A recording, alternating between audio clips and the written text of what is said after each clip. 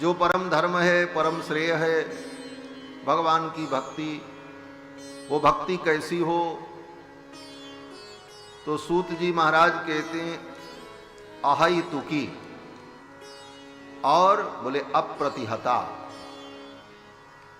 अहैतुकी और अप्रतिहता, अहैतुक्य प्रतिहता, ऐसी भक्ति। इसका मतलब क्या है? बोले इसका मतलब यह है कि तुम्हारी भक्ति में कोई हेतु न हो। अहैतुकी, अहेतुकी भक्ति का मतलब भगवान की भक्ति में कोई हेतु न हो, बिना हेतु की भक्ति। भक्ति तो बहुत से लोग करते, लेकिन उनका हेतु होता है।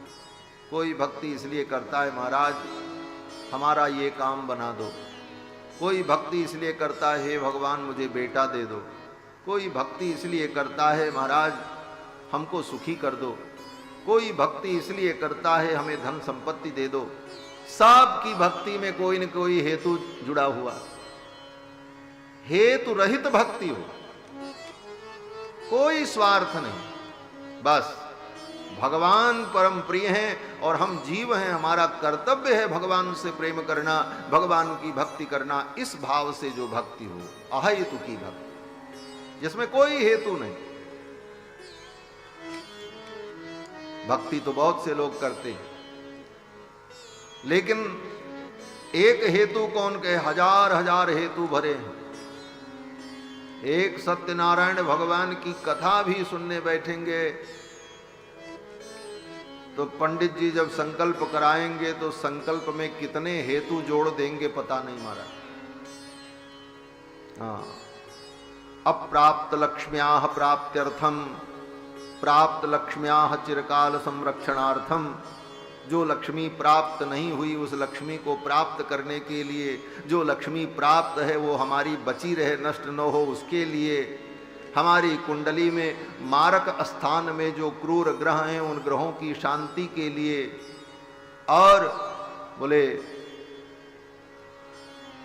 वेद शास्त्र पुराणों में जो फल लिखा है उन फलों को प्राप्त करने के लिए, चिरकाल तक सुखी रहने के लिए, पौत्र पौत्रादि धन समृद्धि प्राप्त्यर्थम, पुत्र पौत्र धन समृद्धि प्राप्त करने के लिए, आरोग्यता के लिए आरोग्यता प्राप्त्यर्थम, ये सब मार दुनिया का संकल्प जोड़ करके, इतने हेतुओं को जोड़ करके तब व्यक्ति एक सत्यनारायण जी की कथा सुनता। 2 पैसे का फूल चढ़ाया, आटा में चीनी मिला करके भून करके पंजीरी भोग लगाई भगवान को और कहा कितना काम भगवान को बता दिया। बताओ ये भक्ति है? ये भक्ति तो है ही नहीं महाराज। और तो और कभी कभी हंसी आती है कि व्यक्ति भगवान को क्या समझ रहा है। व्यक्ति को लग रहा भगवान इतने भोले हैं। हाँ, भगवान को पता नहीं तुम क्या भगवान को समझा रहे हो। 2 पैसे का फोकट का फूल, फोकट का पानी भगवान को चढ़ा करके करोड़ों का काम भगवान से कराने में लगे हो। लग रहा है भगवान ना समझ हैं, उनको कुछ समझ नहीं है, हम ही बड़े समझदार हैं। इस अज्ञान के बंधन से बाहर निकलकर विशुद्ध प्रेम भगवान के चरणों में हो, इसका नाम भक्ति है और वही परम धर्म है। सूत जी महाराज कहते हैं सवई पुंसाम परो धर्मो यतो भक्ति रधोक्षजे। कैसी भक्ति? बोले अहेतुकी, उसमें कोई हेतु न हो, और बोले अप्रतिहता, जो भक्ति समाप्त होने वाली न हो। हेतु से की गई जो भक्ति होती है वो ज्यादा दिन नहीं रहती है। क्यों? बोले अपने स्वार्थ के लिए हमने भक्ति किया, पूजा की, जप किया, तप किया। क्यों? बोले हमारा ये काम बन जाए। भगवान दयालु परमात्मा ने आपका काम बना दिया। जब काम बन गया तो भगवान की भक्ति बंद हो गई। क्यों? बोले जिस काम के लिए किया था वो काम हो गया, आप क्या मतलब। तब वो भक्ति क्या हो गई? बोले प्रतिहता हो गई। प्रतिहता माने वो रुक गई, वो आगे नहीं बढ़ी। वेद व्यास जी कहते हैं अप्रतिहता, भक्ति आगे बढ़ती रहे। अप्रतिहत गति हो, वो भक्ति रुके नहीं। आज 10 माला जप रहे हैं, कल हमारा मन और प्रसन्न हो, बोले अब बढ़ाओ, अभी तक 10 ही था, अब इसको 12 करो, कुछ और आगे बढ़ो, वो भक्ति और उत्तरोत्तर बढ़े। और ये तभी होता है जब हेतु रहित भक्ति। वेद व्यास जी कहते हैं, सवई पुंसाम परो धर्मो यतो भक्ति रधोक्षजे अहितुक्य प्रतिहता। हेतु रहित और अविरल, जो रुकने वाली न हो, ऐसी भक्ति। बोले इससे क्या होगा? तो सूत जी महाराज कहते हैं, ययात्मा संप्रसीदति। ऐसी भक्ति अगर जीवन में आ गई तो आत्मा प्रसन्न हो जाए। यया भक्त्या, जिस भक्ति के द्वारा आत्मा संप्रसीदति, आत्मा प्रसन्न हो जाए। कौन सी आत्मा प्रसन्न हो जाएगी? बोले दोनों आत्मा। एक भक्त की आत्मा जो भक्ति कर रहा है, और जिसकी भक्ति कर रहा है वो परमात्मा, दोनों प्रसन्न हो जाए। ययात्मा संप्रसीदति, भक्त की भी आत्मा को प्रसन्नता होगी और भगवान को भी सुख होगा, भगवान भी प्रसन्न होगा। अब ये भक्ति क्या है? कहते हैं ये प्रेम है। प्रेम का ही नाम भक्ति है, भगवान से प्रेम। और देखो प्रेम का लक्षण क्या है? बोले जिस वस्तु से प्रेम होता है ना, सदा उस वस्तु की याद बनी रहती। जिस वस्तु से हमें प्रेम होता है उस वस्तु की हम सदा चर्चा करते रहते हैं। जिस वस्तु से हमें प्रेम होता है, आंख बंद करते ही वो वस्तु हमारे आंखों में दिखाई पड़ने लगती है। जिस वस्तु से हम प्रेम करते हैं उस वस्तु को हम कभी भूल नहीं पाते। मरते दम तक उस वस्तु का विस्मरण नहीं होता। प्रेम का यही लक्षण है।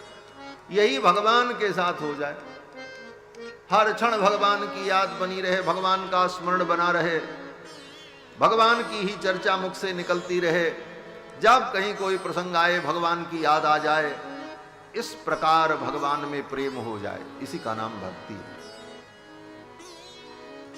जैसे लोभी को धन प्रिय होता है, कामी को नारी प्रिय होती है, ऐसे ही भगवान प्रिय लगने लग जाए।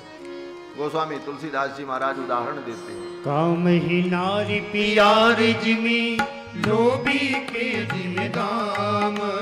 कामी नारी प्यार जिमी लोभी के जिम दाम।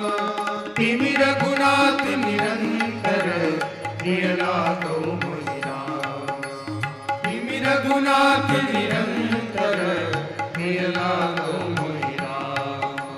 प्रिय लागो मोहि राम। प्रिय लागो मोहि राम। कामी नारी प्यारी, जैसे कामी को नारी प्रिय है, लोभी को दाम प्रिय है, धन प्रिय है, उसी प्रकार भगवान प्रिय लगने लगे। लोभी व्यक्ति की चमड़ी चली जाए लेकिन दमड़ी न जाए, कहते हैं ना। क्यों? बोले चमड़ी से ज्यादा उस दमड़ी से प्रेम है, दाम से प्रेम है। उसी प्रकार भगवान से प्रेम हो जाए, सब कुछ चला जाए, ठाकुर का स्मरण न छूटे, भगवान न छूटे, उनकी भक्ति न छूटे। इस प्रेम का नाम ही भक्ति है। अब इस भक्ति को क्या करो? कहते देखो ये प्रेम करने का जो इस प्रकार का तरीका है, ये प्रेम करने का स्वभाव तो तुम्हारा है। ये स्वभाव बनाने की जरूरत नहीं, ये तुम्हारा बना बनाया है और आज से नहीं है, जन्म जन्मांतर से। लेकिन अंतर इतना है कि ये प्रेम तुम संसार से अभी तक कर रहे हो, भगवान से यही प्रेम करना। बस प्रेम तो कर रहे हो, प्रेम तुम्हारे द्वारा हो रहा, भक्ति तुम्हारे द्वारा हो रही है, लेकिन भगवान की भक्ति नहीं हो रही। भक्ति तो हो रही है। किसकी भक्ति हो रही? बोले धन की भक्ति हो रही है, पुत्र की भक्ति हो रही है, संसार की भक्ति हो रही है, भोग की भक्ति हो रही है, भगवान की भक्ति नहीं हो रही। भक्ति तो हो रही है। अब क्या करें? बोले इस भक्ति को, इस प्रेम को भगवान से जोड़ दो। कामी नारी प्यार जिम लोभी प्रिय जिम दाम। उसी प्रकार जिस प्रकार नारी प्रिय है, धन प्रिय है, उसी प्रकार भगवान से वो प्रेम करो। अपने प्रेम को भगवान से जोड़ दो तो क्या होगा?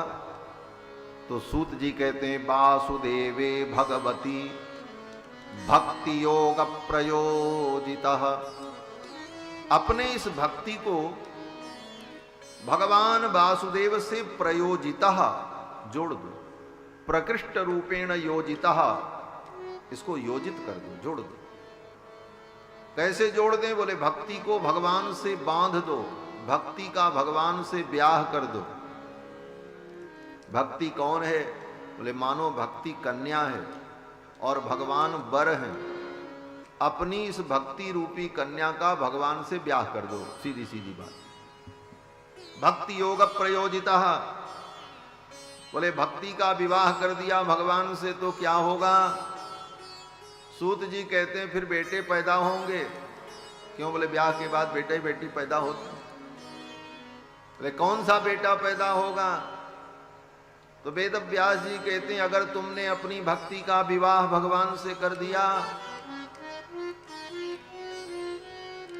वासुदेवे भगवती भक्ति योग प्रयोजिता, तो जनयत्याशु वैराग्यम ज्ञानम च यद हेतुकम, ये भक्ति दो पुत्रों को जन्म देगी। भक्ति के दो पुत्र पैदा हो जाएंगे, एक का नाम वैराग्य होगा और एक का नाम ज्ञान होगा, जिसकी चर्चा कल आपने सुनी। भक्ति के दो पुत्र हैं, एक का नाम ज्ञान है, एक का नाम वैराग्य। जब भक्ति अर्थात प्रेम संसार से होता है तब भी पुत्र पैदा होता है, लेकिन तब कौन सा पुत्र पैदा होता है? बोले राग और बोले मोह। संसार में हम प्रेम करें तो उससे राग और मोह उत्पन्न होता है, राग और द्वेष उत्पन्न होता है, और यही प्रेम भगवान से हो जाए तो ज्ञान और वैराग्य उत्पन्न होते हैं, भक्ति के पुत्र उत्पन्न होते, ज्ञान वैराग्य। जनयत्याशु वैराग्यम ज्ञानम च यद हेतुकम, और यही परम धर्म है। धर्मस्वनुष्ठित पुंसाम विश्वक्सेन कथासु यः नोत्पादयेद यद्रतिम श्रम एव हि केवलम। सूत जी कहते हैं यज्ञ दान तप तीर्थ जप होम, इन सारे कर्मों का परम फल यही है कि भगवान की कथा से प्रेम हो जाए, भगवान के चरणों में प्रेम हो जाए, यही सारे धर्म कर्मों का फल है। और सारे धर्म कर्म आपने किए, दान किया, यज्ञ किया, तीर्थ किया, सेवा की, परोपकार किया, लेकिन ये सब करने के बाद भगवान से प्रेम नहीं हुआ, भगवान की कथा से प्रेम नहीं हुआ,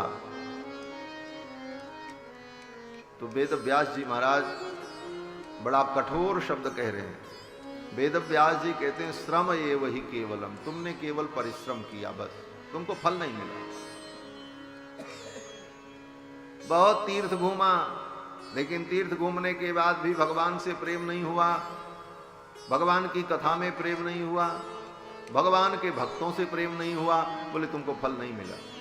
बहुत बड़ा यज्ञ किया, खूब दान यज्ञ किया, लेकिन भगवान के भक्तों से प्रीति नहीं, भगवान से प्रीति नहीं, भगवान की कथा से प्रीति नहीं, बोले तुम्हारा सब श्रम हुआ, कोई फल नहीं मिला।